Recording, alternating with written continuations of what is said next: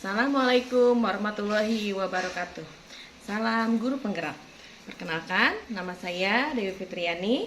Saya calon guru penggerak angkatan 10, Kecamatan Cibatu, Kabupaten Purwakarta, Jawa Barat. Pada kesempatan kali ini, saya akan mensosialisasikan dan mendiseminasikan modul 1.4 tentang budaya positif di lingkungan kerja saya, yaitu di PTD SD Negeri Cibatu, bersama kepala sekolah dan rekan-rekan guru di sekolah saya.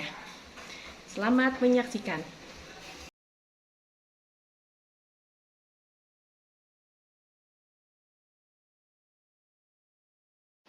Bismillahirrahmanirrahim. Assalamualaikum warahmatullahi wabarakatuh. Waalaikumsalam warahmatullahi wabarakatuh. Alhamdulillahirrahmanirrahim. Puji dan syukur marilah kita panjatkan kepada hadirat Allah Subhanahu wa Ta'ala, karena pada kesempatan kali ini kita dapat berkumpul bersama di tempat yang insya Allah dimuliakan oleh Allah. Amin. Sebelumnya, perkenalkan, saya Dewi Fitriani, calon guru penggerak angkatan 10 Kabupaten Purwakarta, mendiseminasikan tentang menciptakan disiplin positif. Sebelumnya, marilah kita dengar sambutan dari Bapak Kepala Sekolah. Untuk Bapak, saya persilakan.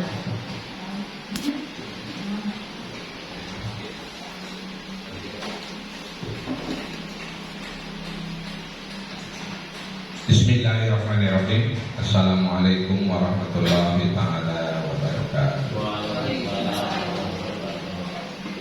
Alhamdulillahirabbil alamin wassalatu wassalamu ala asyrofil anbiya'i wal mursalin wa ala alihi washabihi ajmain.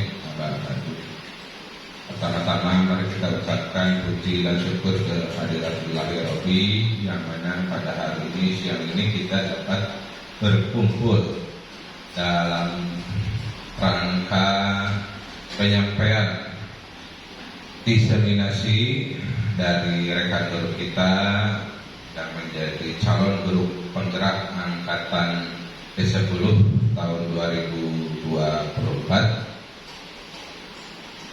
Pada kesempatan ini pula Bapak ini sedikit memberikan sambutan dan kesempatan tentunya atas semua penyampaian yang akan diberikan oleh Bu Dewi. Perlu diketahui bahwa diseminasi itu apa? Barangkali ada sebuah pertanyaan dalam benak Bapak Ibu guru. Jadi diseminasi itu adalah sebuah penyebaran informasi atau inovasi ide gagasan, di mana sasaran targetnya itu bisa berupa individu, bisa kelompok atau komunitas belajar, di mana harapannya barangkali dengan memperoleh informasi tersebut yang akan nanti disampaikan oleh Ibu Dewi, diharapkan hasil tersebut bisa diimplementasikan dalam proses kegiatan pembelajaran di satuan pendidikannya masing-masing. Besar harapan Bapak untuk Ibu Deli selaku calon guru penggerak angkatan ke-10 ini, informasi ini bisa selaras dengan program yang sudah dicanangkan di sekolah ini. Barangkali sambutan dari Bapak tidak akan begitu panjang lebar. Mohon disimak dan mari kita diskusikan bersama. Sekian, wabillahi taufiq wal hidayah. Assalamualaikum warahmatullahi taala wabarakatuh.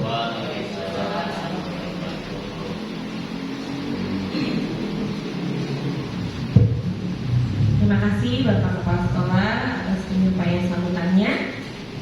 Tentunya saya ucapkan terima kasih banyak kepada Bapak dan Ibu guru yang telah menyempatkan dan meluangkan waktunya dalam kegiatan diseminasi pada kali ini. Dan langsung saja ya, untuk mengecek konsentrasi Bapak dan Ibu, jika saya bilang selamat pagi, tepuk 1 kali.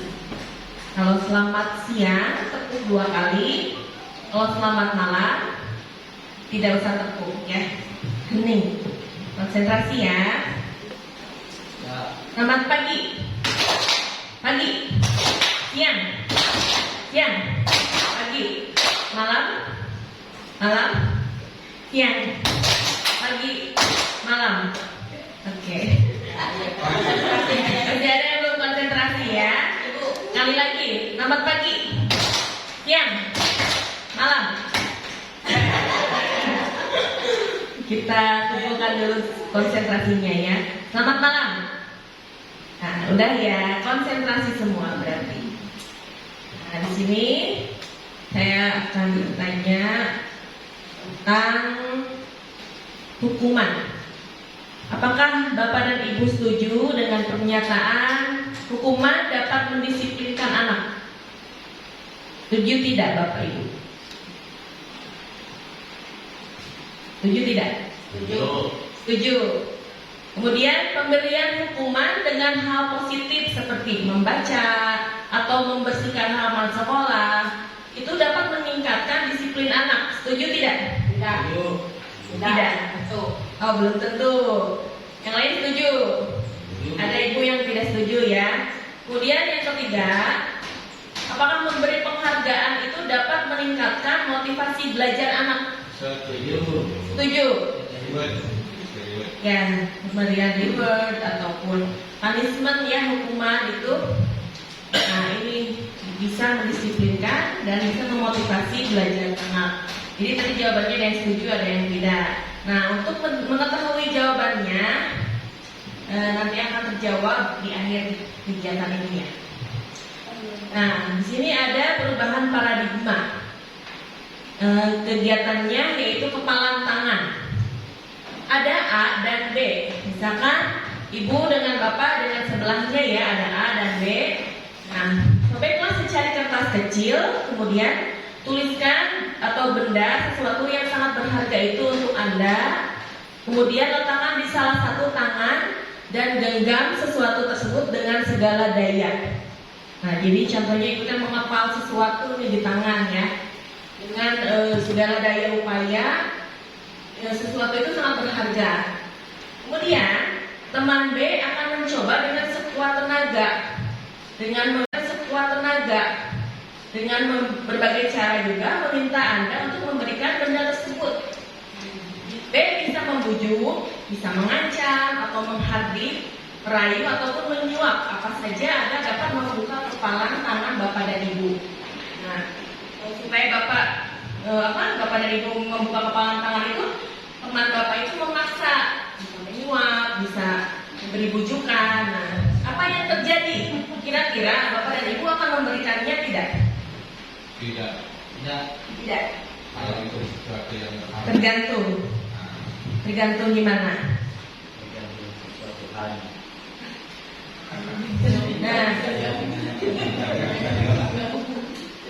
Nah, yang pasti kita akan mempertahankannya ya.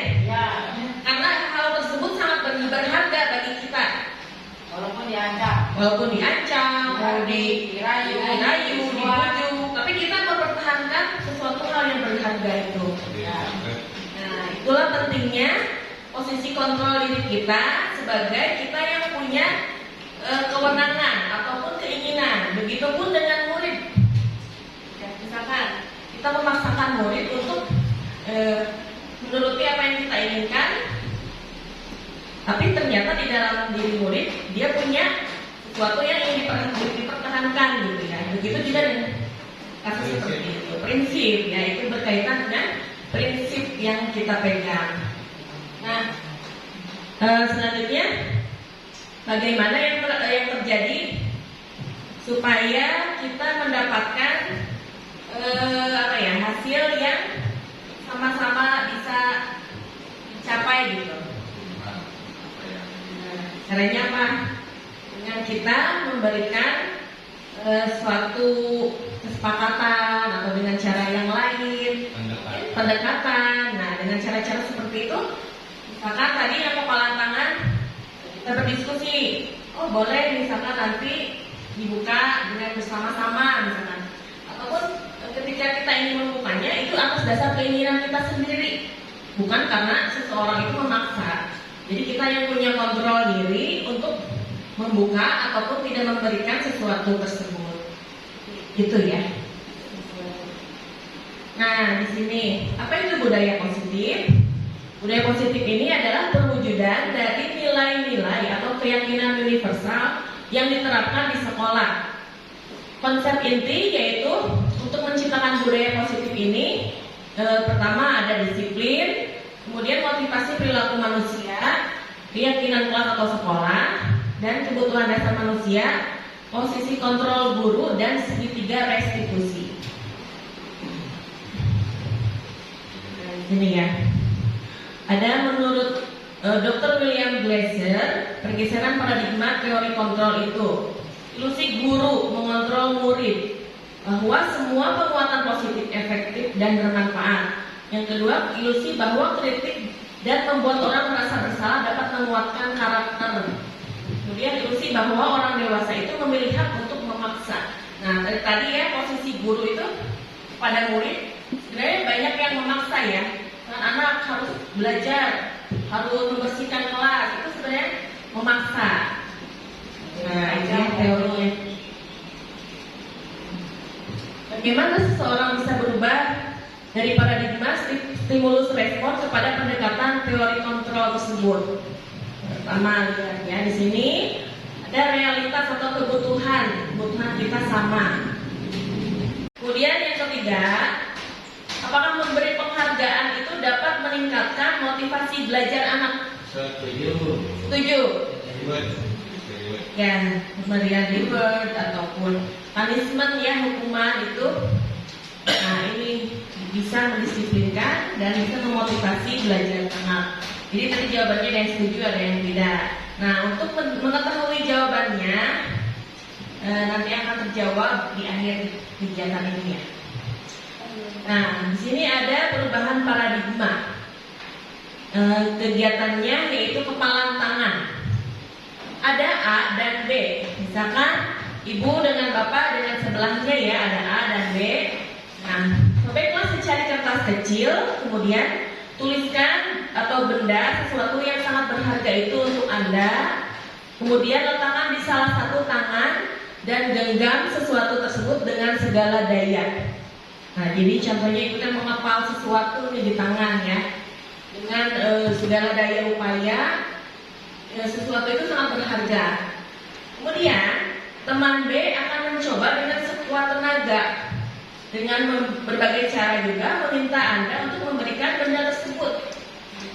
B bisa membujuk, bisa mengancam atau menghardik, merayu ataupun menyuap apa saja agar dapat membuka kepalan tangan bapak dan ibu. Nah, supaya bapak dan ibu membuka kepalan tangan itu, teman bapak itu memaksa, bisa menyuap, bisa memberi bujukan. Nah, apa yang terjadi? Kira-kira bapak dan ibu akan memberikannya tidak? Tidak. Tidak. Kalau itu sesuatu yang Tergantung. Tergantung gimana? Tergantung sesuatu hal.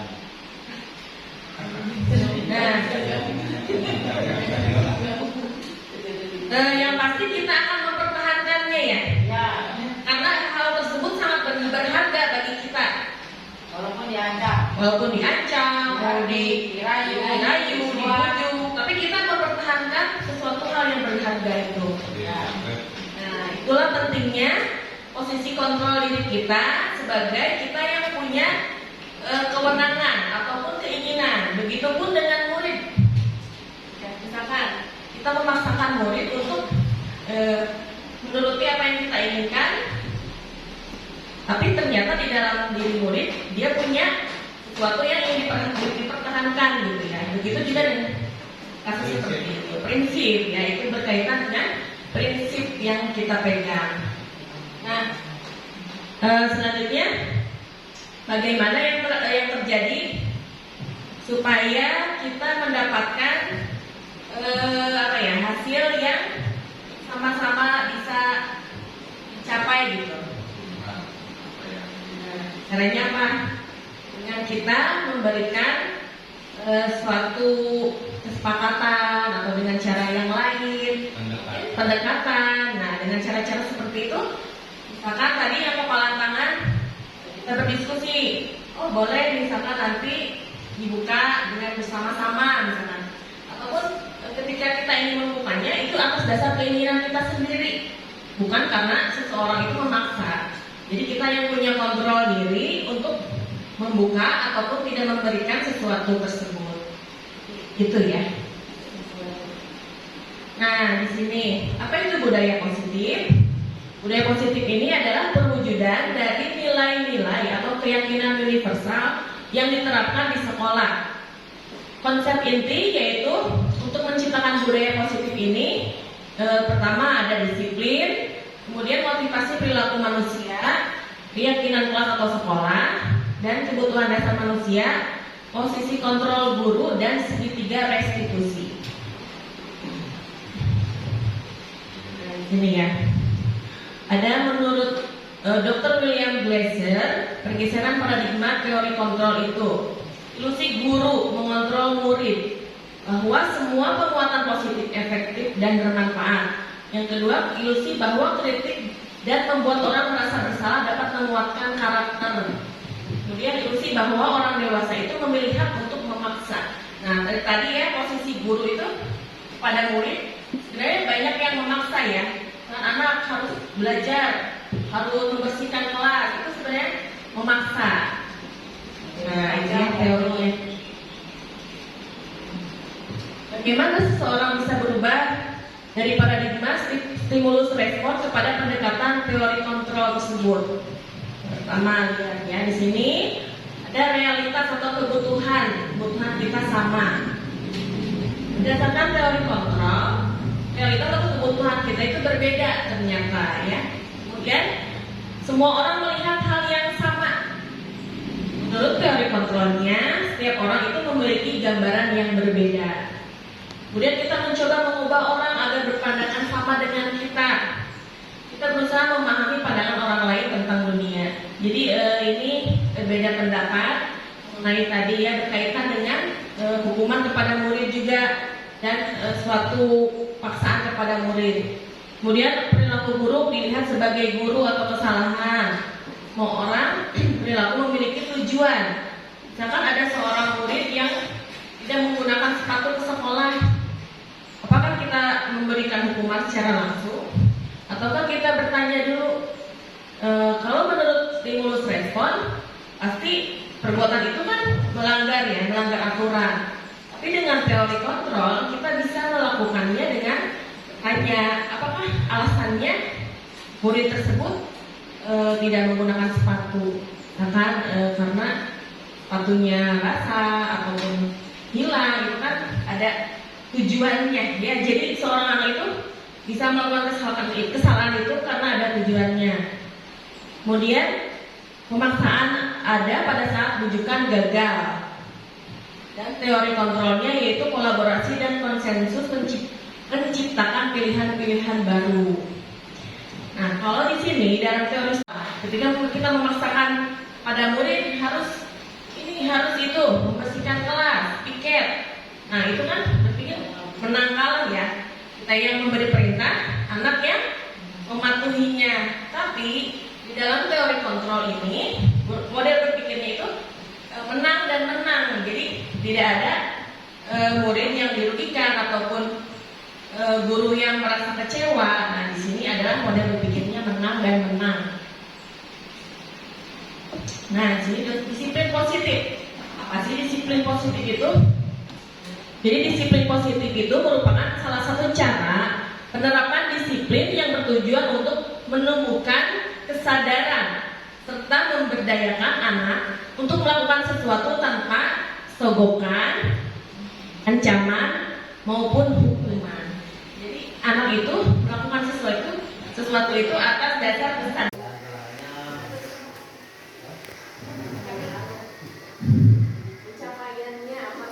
Pencapaian yang saya banggakan mungkin bisa diantaranya siswa-siswi ada yang berprestasi, kemudian sikap yang tadinya kurang baik menjadi baik, mungkin itu diantaranya.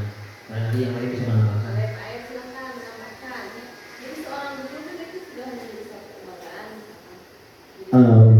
Capaian yang sangat saya banggakan selain tadi yang dua, adanya visi misi di sekolah yang bisa dicapai oleh guru dan siswa, sehingga terlaksananya pembelajaran sangat sukses selain dari prestasi dan juga mempunyai nilai prestasi di tingkat kecamatan kabupaten. Itu saja. Ya, terima kasih ya pendapatnya Pak Budi sama Pak Aep. Nah, pasti setiap orang itu berbeda-beda pencapaian dan perjalanan hidupnya ya. Nah, bagaimana kita bisa menyikapi hal tersebut menjadikan diri kita semakin berkualitas. Nah, ini posisi kontrol kita sebagai guru itu ada 5 ya di sini. Pertama ada posisi sebagai penghukum, sebagai teman, sebagai pembuat rasa bersalah, sebagai pemantau, dan sebagai manajer. Nah, boleh kita simak sedikit ya.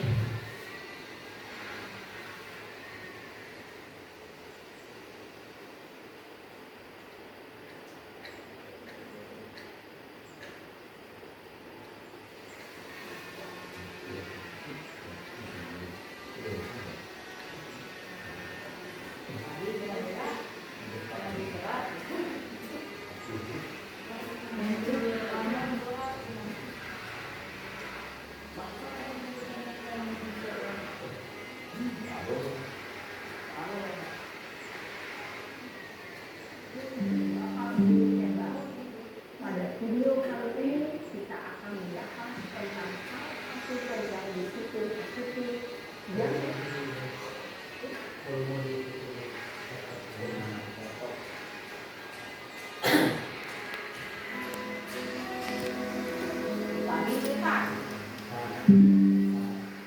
restitusi dikenakan oleh pakar pendidikan dari dosen berlandaskan pada teori kontrol Dr. William Jason. Segitiga restitusi.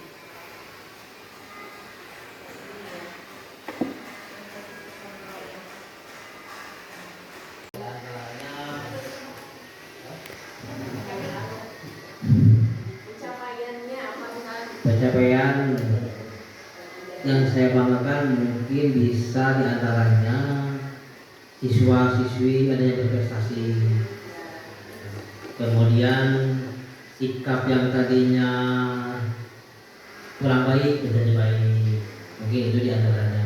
Barangkali yang lain bisa menambahkan.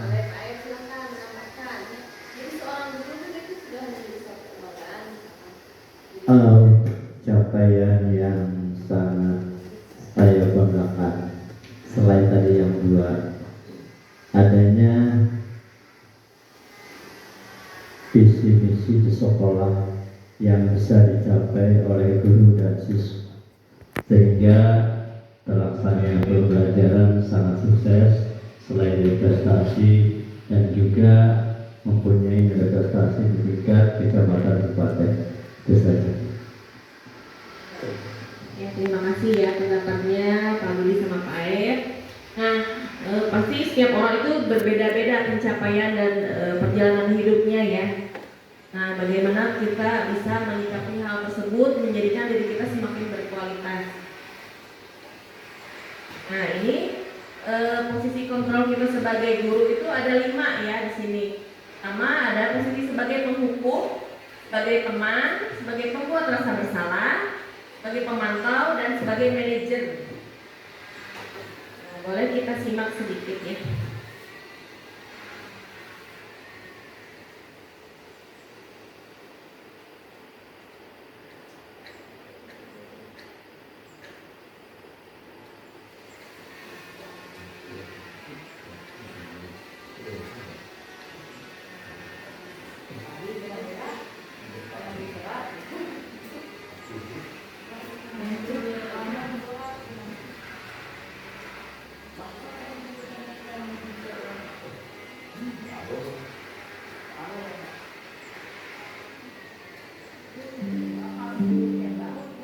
Pada video kali ini kita akan membahas tentang salah satu program disiplin yang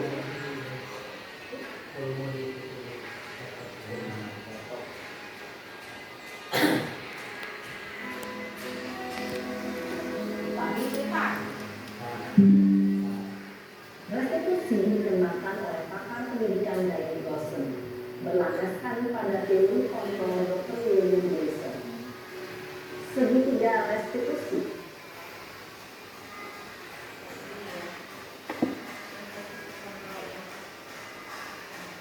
Sekolah. Terus, sekarang ibu harus tulis apa ini di buku absen? Ini kamu sudah sering terlambat loh. Ibu harus apa coba? Maaf Bu, maaf sekali. Ya sudah, lain kali jangan bikin ibu susah lagi ya nak ya. Ibu tidak akan kuat lagi kalau kamu begini terus. Bisa jantungan kalau ibu tegur bapak kepala sekolah. Sana cepat kelas. Maaf ya Bu, maaf sekali. Konsekuensi. Seorang pemantau menunjukkan bahasa tubuh dan ekspresi wajah yang datar dan cenderung formal.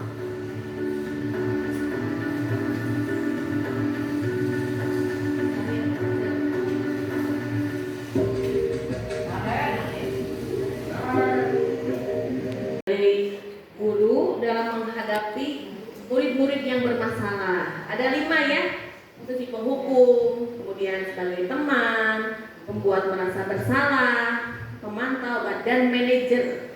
Tadi yang paling ideal ternyata posisi sebagai apa? Sebagai manajer ya di situ. Kalau penghukum tadi membuat anak merasa dirinya gagal, ya, gagal karena melanggar aturan. Kalau sebagai teman, membuat murid menjadi bergantung kepada guru ketika dia, oh guru pengen ke guru ini soalnya bapak mah baik misalkan gitu. Kemudian membuat merasa bersalah, menimbulkan anak tidak percaya diri, rasa gagal. Kemudian pemantau tadi bahwa sehingga anak tersebut ini ya masih memaksakan ya. Pertama dengan memberikan menstabilkan identitas. Ketika anak berbuat salah, kita stabilkan identitasnya. Kenapa kamu melakukan kesalahan? Setiap orang pasti pernah melakukan kesalahan. Ibu juga sama, misalnya pernah melakukan sebuah kesalahan. Jadi menstabilkan dulu identitas.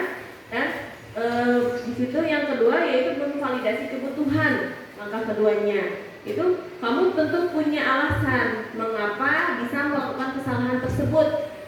Kemudian adakah cara yang lebih efektif untuk mendapatkan ataupun menghindari kesalahan tersebut? Nah, di sini yang terakhir adalah menanyakan keyakinan. Apa yang kamu langgar ketika kamu melakukan kesalahan tersebut, sehingga murid tersebut bisa menyadari kesalahan yang dia perbuat dan bisa menemukan solusinya. Tadi seperti dari cerita posisi kontrol itu, ternyata si Naren itu ya, dia mengetahui kesalahannya dan menyadari kesalahannya, sehingga dia menemukan solusi untuk apa tadi? Agar tidak bangun kesiangan, dia akan menyetel alarmnya. Dan yang terakhir adalah menanyakan keyakinan agar apa gitu. Nah ini ada contoh ya, video satu lagi. kita akan membahas tentang salah satu program disiplin positif yang diterapkan di lingkungan sekolah yang dikenal dengan nama restitusi.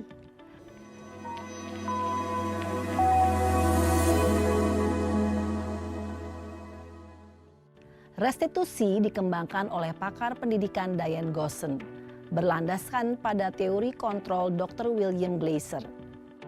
Segitiga restitusi adalah suatu proses dialog yang dijalankan oleh guru atau orang tua agar dapat menghasilkan murid yang mandiri dan bertanggung jawab. Pada saat guru di posisi manajer, aspek yang dikembangkan pada murid adalah motivasi intrinsik, sehingga penanaman nilai-nilai kebajikan dapat tumbuh dan berkembang menjadi suatu kebiasaan positif yang akhirnya membentuk karakter murid. Proses dialog ini terdiri dari 3 langkah yang digambarkan pada ketiga sisi pada segitiga restitusi. Sisi pertama adalah menstabilkan identitas. Sisi yang kedua adalah validasi tindakan yang salah. Dan sisi yang ketiga adalah menanyakan keyakinan.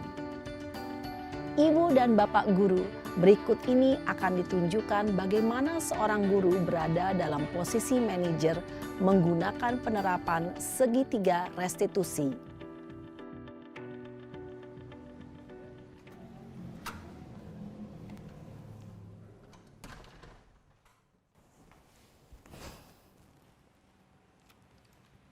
Siang Sarah. Siang Pak. Sudah lama nggak ketemu Sarah. Kenapa hari ini ada di sini? Kesel Pak, kesel banget. Masa aku dikatain tukang fitnah Pak? Ya aku marah lah. Aku balik ngatain Eka di depan kelas. Kesel banget. Oh begitu. Ya pasti kamu marah dan kesal. Bapak juga akan marah apabila ada yang menuduh Bapak seperti itu. Kemudian pada saat itu kamu mau melakukan apa? Ya saya langsung ngatain Eka lah Pak. Kesel banget. Saya bentak-bentak dia depan teman-teman lain. Oh begitu. Pasti kamu melakukan seperti itu karena suatu alasan tertentu bukan? Iyalah, masa saya diam saja Pak? Ya saya bela diri lah. Masa saya dituduh tukang fitnah? Ya wajarlah. Mempertahankan harga diri itu sesuatu yang penting buat kamu. Untung kamu tidak bertindak lebih gegabah lagi. Hanya membentak-bentak. Iya Pak. Untung saya masih bersabar dan hanya membentak saja. Sudah gemes padahal. Saya pasti bela diri lah. Ya pasti ya, tapi kamu memilih untuk tetap bertahan dan bersabar. Kamu memilih untuk tidak berbuat lebih parah lagi bukan? Iya. Nah sekarang coba kita lihat lagi tindakan kamu yang bentak-bentak Eka di kelas. Tindakan kamu itu kira-kira sesuai dengan keyakinan kelas atau prinsip kamu tidak? Enggak lah Pak. Capek Pak jadi pemarah. Jadi keyakinan atau prinsip mana yang kurang sesuai dengan keinginan kamu? Ya, saya sebenarnya sangat menghargai orang lain. Mungkin saat itu saya menjadi emosi, jadi tidak menunjukkan sikap itu. Kamu meyakini tidak? Menghargai orang lain itu penting buat kamu. Yakinlah Pak. Iya, setuju. Kita harus saling menghargai. Namun, ada juga keyakinan yang kita sepakati yang perlu kita jalankan apabila kita sedang marah, bukan? Ya saya bisa lebih proaktif, mulai dengan diri sendiri. Saya bisa jadi lebih bersabar, mengambil waktu jeda untuk berpikir mau apa selanjutnya. Kira-kira kamu bersedia memperbaiki masalah ini tidak? Bersedia Pak. Kalau kamu memperbaiki masalah ini, kamu akan menjadi orang seperti apa? Saya akan menjadi orang yang bertanggung jawab kali ya Pak. Dan senantiasa proaktif. Iya. Menurut kamu, bagaimana rasanya menjadi orang seperti itu? Ya nyaman lah, bangga bisa bersabar dan menahan diri. Baiklah kalau begitu. Yuk kita pikirkan bagaimana memperbaiki masalah ini.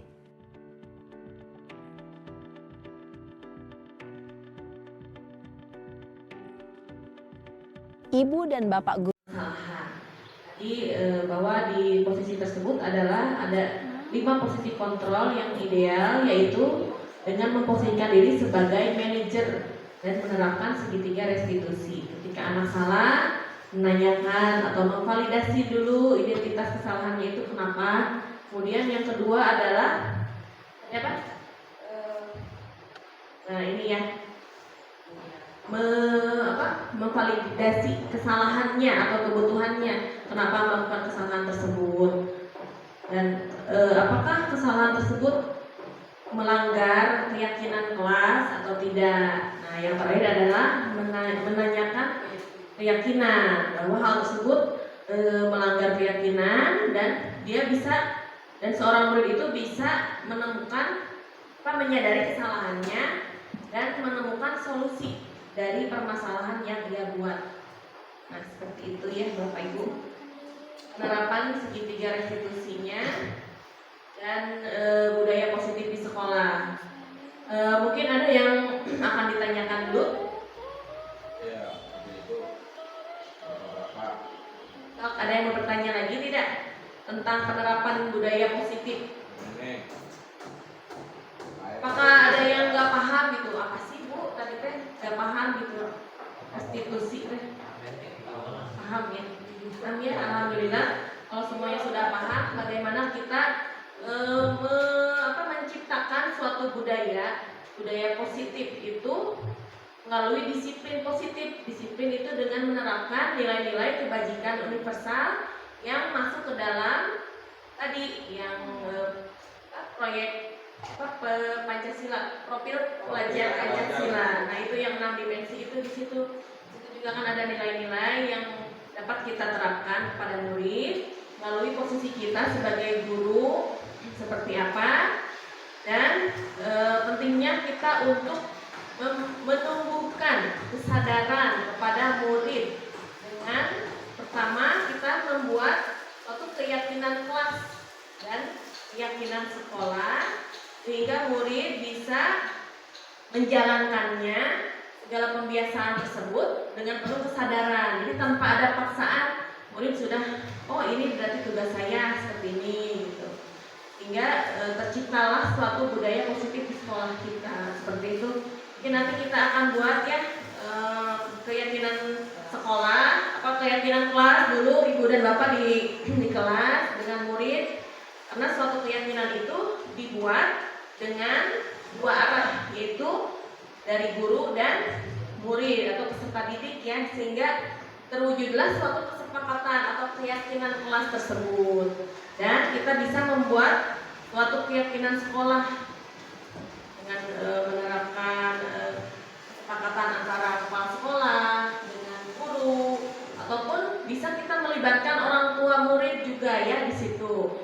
Supaya apa? Ketika kita memberikan suatu disiplin positif di sekolah dan mereka pulang ke rumah, itu masih bisa diterapkan oleh orang tua.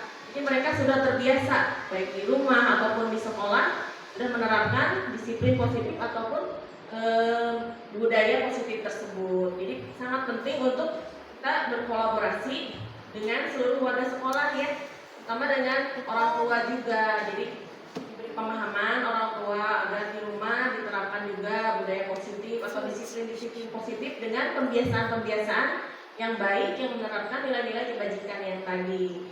Sehingga kita sebagai guru tidak hanya di sekolah gitu. Jadi ada yang di rumah juga anak-anak itu bisa terkontrol oleh orang tua. Dan jadi di sekolah itu bisa terciptalah budaya positif tersebut. Ya, itu saja mungkin yang bisa saya sampaikan. Kalau misalnya tidak ada yang bertanya, cukupkan saja sekian. Sudah cukup ya Bapak Ibu? Ya, demikianlah yang bisa saya sampaikan mengenai penerapan budaya positif di sekolah. Mudah-mudahan ada manfaatnya ya bagi kita semua, dan kita mendapat pencerahanlah bagaimana kita menjadi guru itu harus seperti apa yang baik dan sesuai dengan kondisi anak ya, gitu. Dan mohon maaf apabila ada kesalahan ataupun kekurangan ya, mengambil waktu dan Bapak dan Ibu di sini menyita waktunya, mohon maaf dan terima kasih atas segala perhatiannya. Wabillahi taufiq wal hidayah. Wassalamualaikum warahmatullahi wabarakatuh. Waalaikumsalam.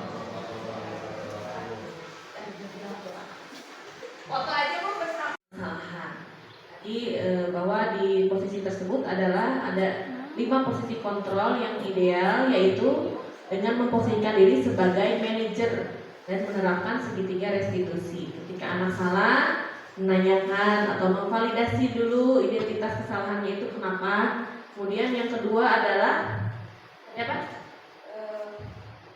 Nah ini ya, memvalidasi kesalahannya atau kebutuhannya, kenapa melakukan kesalahan tersebut, dan apakah kesalahan tersebut melanggar keyakinan kelas atau tidak. Nah yang terakhir adalah menanyakan keyakinan bahwa hal tersebut melanggar keyakinan, dan dia bisa, dan seorang murid itu bisa menemukan menyadari kesalahannya dan menemukan solusi dari permasalahan yang dia buat. Nah seperti itu ya Bapak Ibu, penerapan segitiga restitusinya dan budaya positif di sekolah.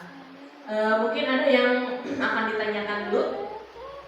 Ya, tapi itu Bapak. Ada yang mau bertanya lagi tidak tentang penerapan budaya positif? Apakah ada yang nggak paham gitu? Apa sih Bu tadi teh nggak paham gitu? Restitusi teh paham ya? Alhamdulillah. Kalau semuanya sudah paham, bagaimana kita menciptakan suatu budaya positif itu melalui disiplin positif. Disiplin itu dengan menerapkan nilai-nilai kebajikan universal yang masuk ke dalam tadi yang proyek Pancasila, profil pelajar Pancasila. Nah itu yang 6 dimensi itu di situ. Itu juga kan ada nilai-nilai yang dapat kita terapkan kepada murid melalui posisi kita sebagai guru seperti apa, dan pentingnya kita untuk menumbuhkan kesadaran kepada murid dengan pertama kita membuat suatu keyakinan kelas dan keyakinan sekolah, sehingga murid bisa menjalankannya segala pembiasaan tersebut dengan penuh kesadaran. Jadi tanpa ada paksaan, murid sudah, oh ini berarti tugas saya seperti ini gitu. Sehingga terciptalah suatu budaya positif di sekolah kita seperti itu.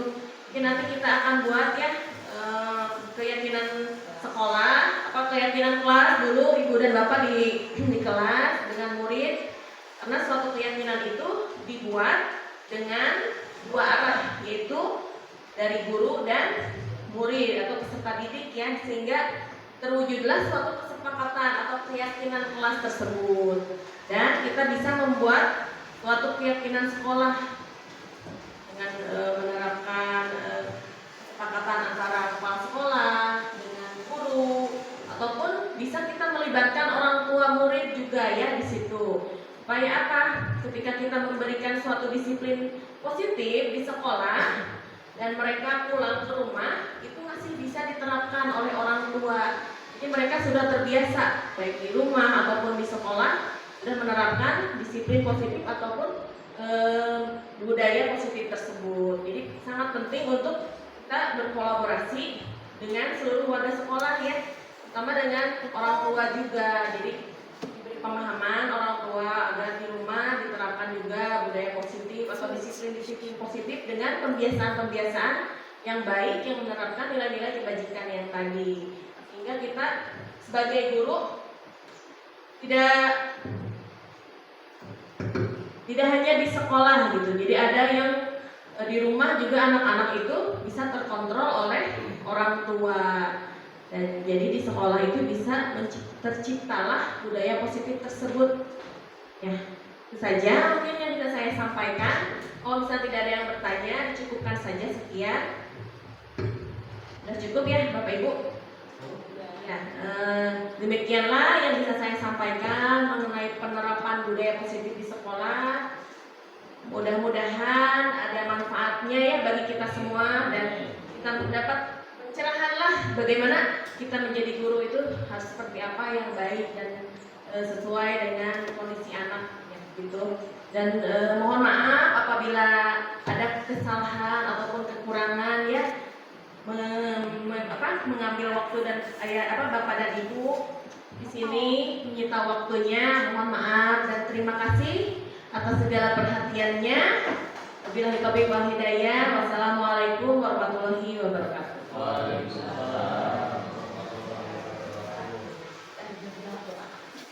Foto aja Bu bersama.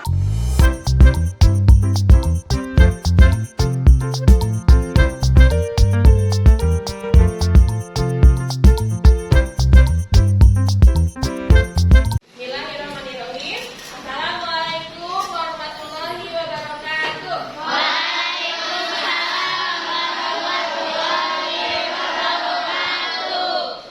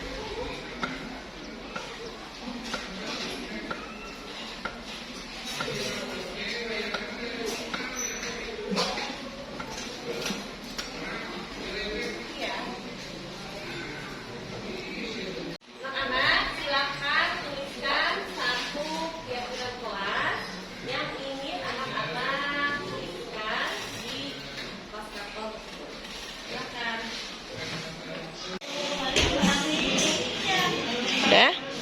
Udah? Oke. Udah? Dengan peraturan yang iya, buang sampah pada baik anak-anak. Sudah selesai menulisnya? Sudah. Oke, silakan tempelkan di papan tulis. Silakan.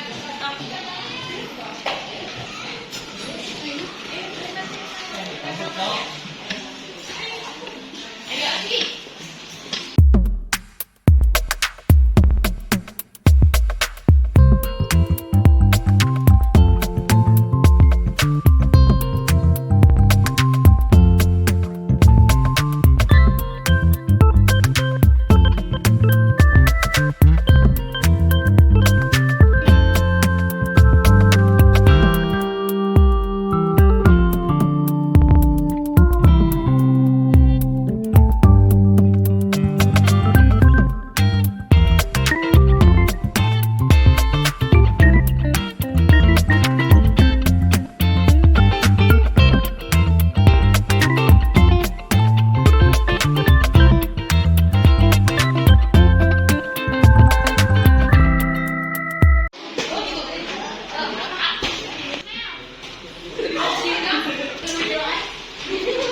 Oke, baik anak-anak. Terima kasih telah menuliskan keyakinan kelas. Di sini sudah terlihat ya keyakinan kelas yang akan kita sepakati bersama.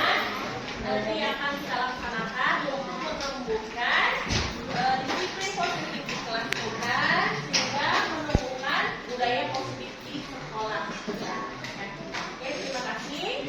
Assalamualaikum warahmatullahi wabarakatuh.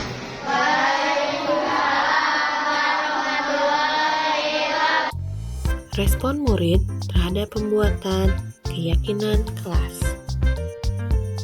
Bagaimana perasaan anak-anak pada saat pembuatan keyakinan kelas? Saya setelah membuat keyakinan kelas, saya merasa bahagia dan senang. Sangat menyenangkan. Sangat senang. Saya sangat seru dan menyenangkan.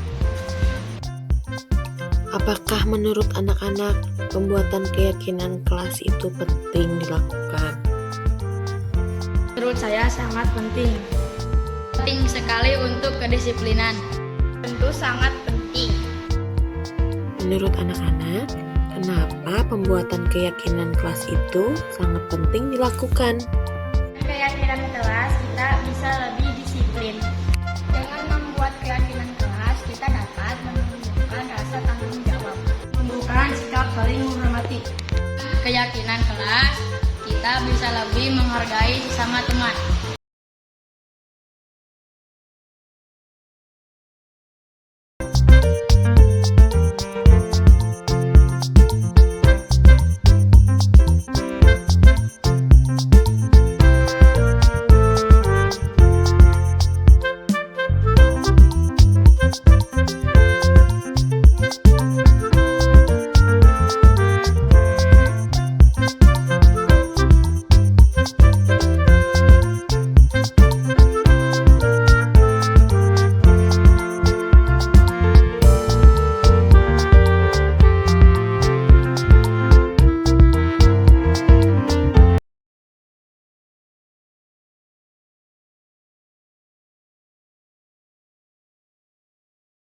Assalamualaikum.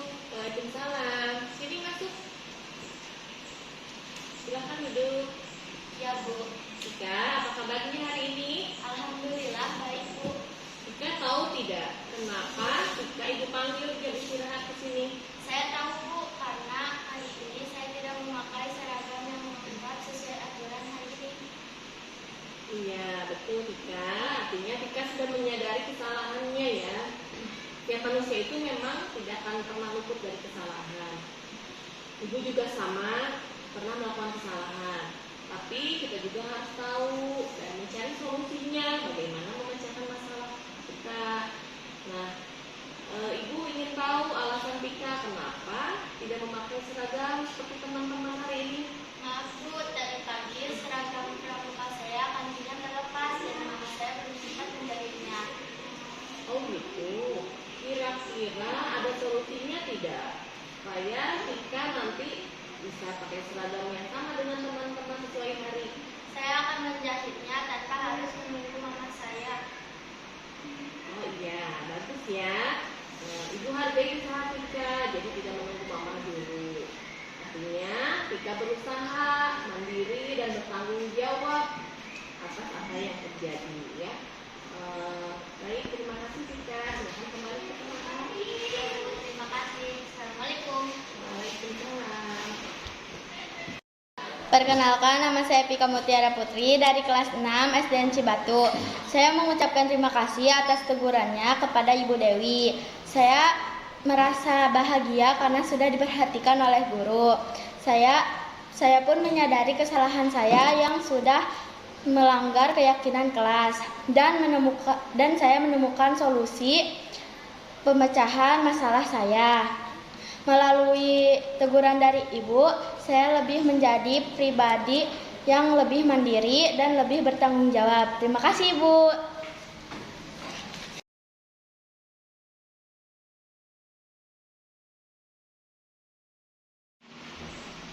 Assalamualaikum. Waalaikumsalam. Silakan masuk. Duduk ya, Anggun. Anggun, apa kabarnya hari ini? Alhamdulillah sehat, Bu. Anggun tahu tidak kenapa Anggun Ibu panggil ke sini? Tidak tahu, Bu. Tidak tahu ya. Ini ya, Anggun. Tiap manusia itu tidak akan pernah luput dari namanya kesalahan. Ibu juga sama, pernah melakukan kesalahan dan itu manusiawi. Namun kita juga harus mencari solusinya, bagaimana mengatasi permasalahan tersebut. Tadi Ibu lihat Anggun membuang sampah plastik sembarangan. Ibu ingin tahu kenapa Anggun melakukan hal tersebut. Tong sampahnya terlalu jauh, Bu. Anggun malas untuk membuangnya. Oh gitu. Kira-kira ada solusinya tidak jika tempat sampahnya jauh, tapi Anggun harus tetap membuang sampah dengan tertib? Ada, Bu. Anggun akan membawanya pulang untuk dijadikan ekobrik. Oh, bagus ya. Ibu hargai usaha Anggun untuk membawa kembali sampah plastiknya dan dijadikan ekobrik ya, itu sangat bagus ya. Sekarang silakan bawa kembali sampahnya, kemudian dibuat ekobrik di rumahnya. Silakan kembali sama teman-teman. Baik, Bu. Terima kasih. Assalamualaikum. Waalaikumsalam. Assalamualaikum warahmatullahi wabarakatuh. Sampurasun. Perkenalkan, nama saya Anggun Safa Nabila dari kelas 6 SDN Cibatu. Sebelumnya saya mengucapkan terima kasih banyak kepada Ibu Dewi atas tegurannya. Saya tidak merasa dihakimi. Justru dengan teguran tersebut saya menjadi menyadari kesalahan yang telah saya perbuat ketika saya membuang sampah sembarangan yang melanggar keyakinan kelas. Kemudian saya menjadi tahu dan menemukan solusi dari kesalahan yang saya perbuat. Saya jadi bisa bertanggung jawab atas perlakuan saya dan tidak akan mengulanginya lagi. Terima kasih, Ibu.